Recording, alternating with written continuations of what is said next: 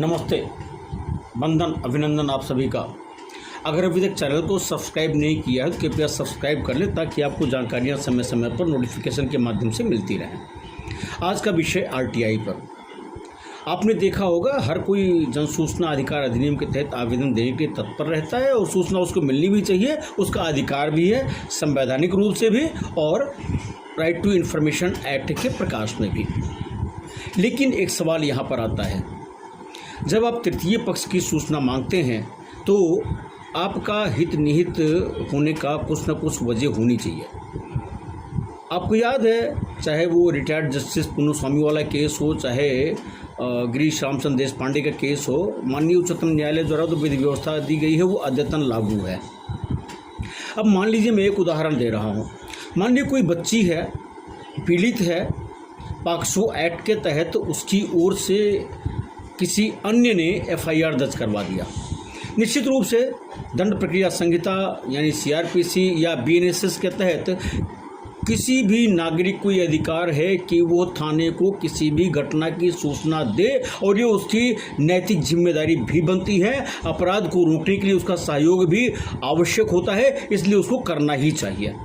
अब ऐसे में यदि कोई व्यक्ति, जैसे मान लीजिए किसी बच्ची के साथ ऐसी कोई घटना घटित हुई 376 की या पॉक्सो एक्ट की, और आपने एफआईआर दर्ज करा दिया।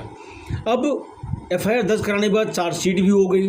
अब अगर जिसने एफआईआर दर्ज कराई वो ये सोचना चाहता है कि उस पीड़िता को सरकार के द्वारा जो सहायता मिलती है, आर्थिक लाभ मिलता है, उसको पुनर्वासित करने के लिए जो कार्य होते हैं, उसको बैंक खाते के साथ सूचना उपलब्ध कराई जाए। भाई, आपके द्वारा एफआईआर दर्ज कराने मात्र से आपको यह अधिकार नहीं हो जाता कि आप उस तृतीय पक्ष धारा 2N right to information act की लाइट में कि आप उसकी व्यक्तिगत सूचनाओं तक पहुंच बना सकें। आपका दायित्व था, आपने वो कार्य का निर्वहन किया, परंतु यह अधिकार आपको नहीं है कि उसकी व्यक्तिगत सूचनाओं तक आपकी पहुंच हो सके। हाँ, अगर आप उसके माँ बाप हैं या वो नाबालिग है, गार्जियन के तौर पर आप कर रहे हैं तो विषय अलग हो सकता है।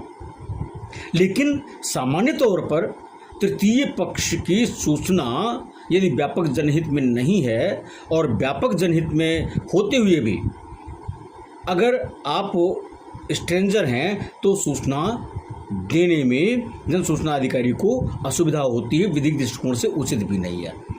आज की बात यहीं तक। अगर आपके कोई कमेंट्स हो तो हमें अवश्य